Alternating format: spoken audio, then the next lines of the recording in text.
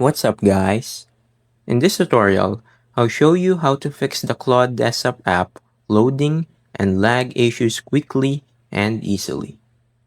First, open the Claude desktop app and click Help from the top menu.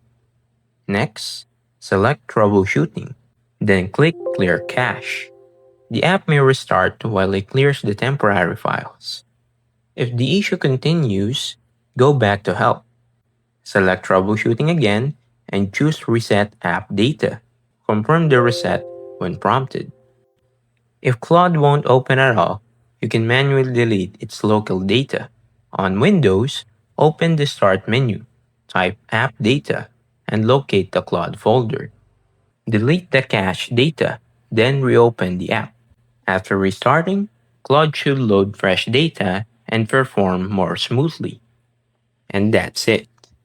That's how to fix the Claude desktop app loading and lag issues.